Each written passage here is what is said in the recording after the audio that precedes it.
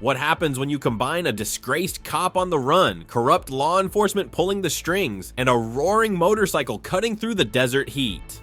Add martial arts, a morally complex anti-hero, and a story that blurs the lines between justice and revenge, and you have a recipe for something truly unique. Critics dismissed it, but fans couldn't get enough. Decades later, it's still a cult favorite. This is the story of Renegade.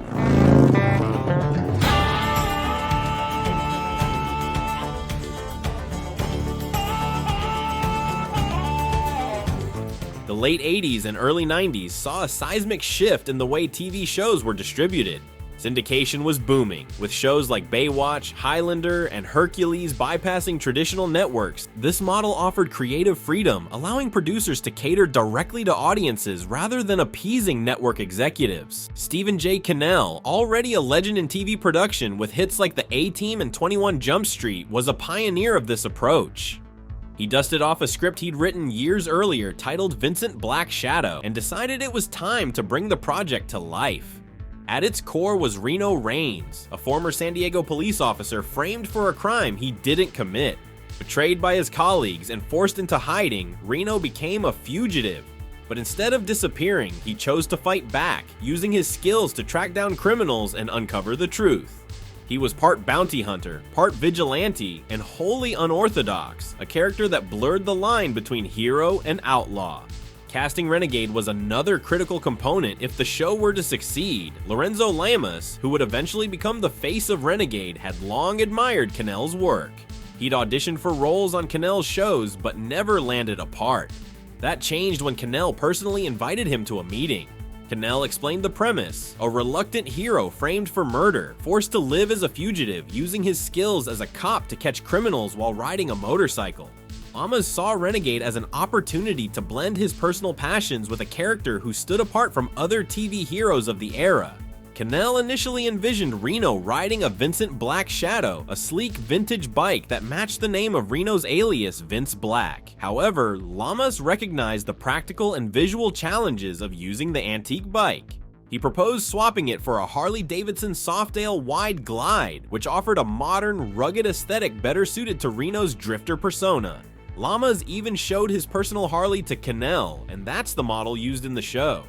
The production team kept multiple versions of the Harley for stunts and close-ups, but one pristine model was reserved for what Lamas called glamour shots. Lamas also advocated for incorporating martial arts into Reno's skill set, a decision that gave Renegade its distinctive action sequences. With a background in Taekwondo and other disciplines, Lamas suggested that Reno's fights include theatrical kicks and dynamic movements, enhancing the show's visual appeal. Cannell agreed. The martial arts choreography became an essential part of the series' DNA. Episodes like Black Wind highlighted Reno's combat skills, with fight scenes often tailored to showcase Lamas' expertise. This combination of motorcycles, martial arts, and drama created a unique identity for Reno, setting him apart from more conventional TV action heroes. Mr. Raines, you signed up with me to bring in felons for cash, not personal vendettas. A modern-day bounty hunter. All you need to know is it's taken all my self-control. While Lorenzo Lamas was the centerpiece as Reno Raines, the supporting cast brought essential balance to the series. Branscombe Richmond, who played Bobby Sixkiller, was a standout. Bobby, a bounty hunter initially hired to capture Reno, becomes his ally and partner instead. Richmond's ability to mix humor and grit gave the show a much-needed foil to Reno's intensity. Kathleen Kinmont, Lamas' wife at the time, was cast as Cheyenne Phillips, Bobby's sister and Reno's confidant. Finally, Cannell himself stepped into the role of Lieutenant Dutch Dixon. After auditioning several actors for the part, Cannell decided to take on the role, bringing a chilling authenticity to the series' central villain. Launching Renegade wasn't just about creating a compelling story, it was about crafting a first impression strong enough to capture both audience interest and syndication buyers' support. The pilot episode of Renegade had to establish the show's tone, introduce complex characters, and set the stage for Reno Raines' long journey for justice, all while balancing action, drama, and a cinematic feel. Before the pilot aired, Cannell had one more hurdle: selling the show to syndication networks. To do so, he created a promotional reel that didn't include a single shot from the pilot. Instead, it featured high-energy action set to Bon Jovi's Wanted Dead or Alive. The gamble worked, securing the syndication deals that allowed Renegade to hit the airwaves. Producing the pilot was no easy feat. Cannell's commitment to on-location filming gave the show its sun-soaked, authentic feel, but also posed logistical challenges. Filming in and around San Diego meant juggling tight schedules, managing road closures for motorcycle chases, and ensuring the desert backdrops felt as much a part of the story as the characters themselves. While the pilot wasn't perfect, early reviews noted pacing issues and a reliance on cliches. It set a strong foundation. The character dynamics, high-stakes plot, and thematic underpinnings gave the series room to grow, even if it meant facing hurdles along the way.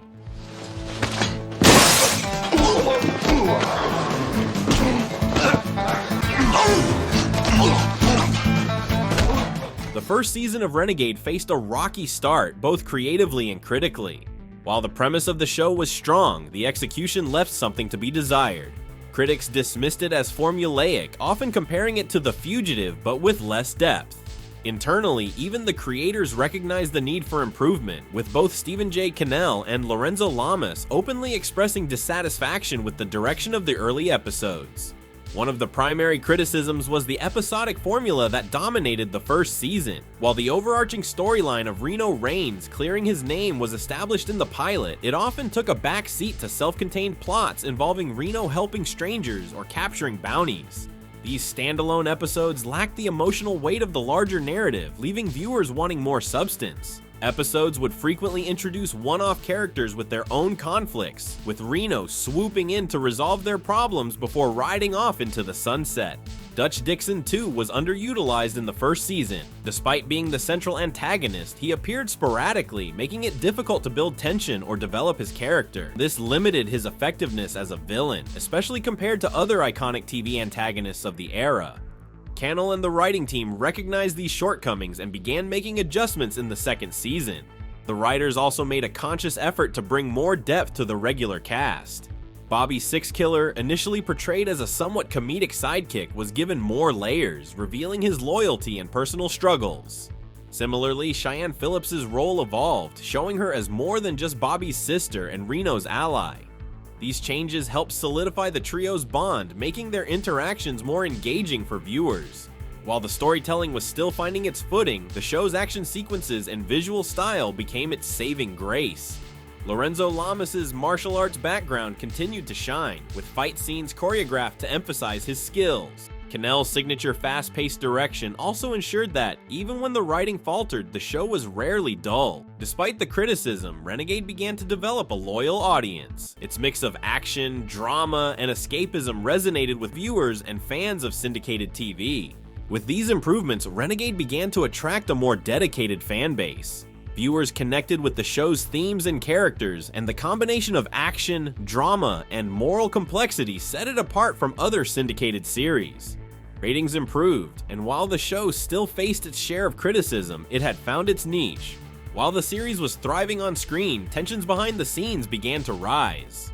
Lorenzo Lamas and Kathleen Kinmont's divorce marked a turning point for the show's dynamics.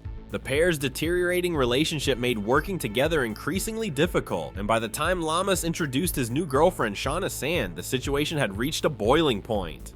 Kinmont's on-screen character, Cheyenne Phillips, was quietly written out of the series after this conflict, a move that fundamentally altered the show's team dynamic. Without Cheyenne, the bond between Reno, Bobby, and their extended team felt diminished. Budget constraints also became more apparent, with some episodes relying heavily on recycled footage or simpler action sequences. Another infamous moment came in the 5th season when Lorenzo Lamas cut his long hair. To maintain Reno's signature look, the production team fitted Lamas with a wig that he later referred to as roadkill. Fans quickly noticed, and the wig became a running joke among viewers, symbolizing the show's declining production values. As Renegade approached its final episodes, rumors swirled about an unresolved cliffhanger. Many fans believed that the series ended abruptly, with Reno's story left unfinished. In reality, a proper finale was filmed, in which Reno captures Dixon and clears his name. However, this episode was never aired in syndication, as Cannell believed a definitive ending would limit the show's marketability. This decision fueled the myth of the lost ending, which continues to intrigue fans to this day.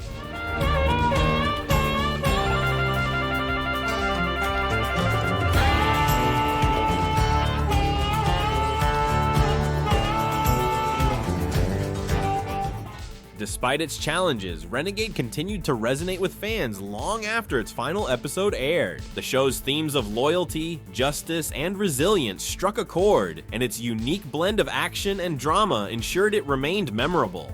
Over time, it developed a dedicated following, earning its place as a cult classic. Home media releases helped introduce Renegade to a new generation. The series was first released on DVD in the mid-2000s, with additional collections arriving in subsequent years. In 2022, a complete collection of all 110 episodes was released, offering fans a chance to revisit Reno Raines' journey in its entirety. Ultimately, Renegade is a testament to the power of storytelling.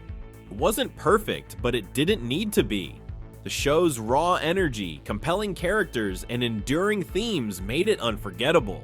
For those who watched Reno Raines ride his Harley into the sunset, Renegade wasn't just a TV series, it was an experience. Thanks for watching, and don't forget to subscribe for more awesome content.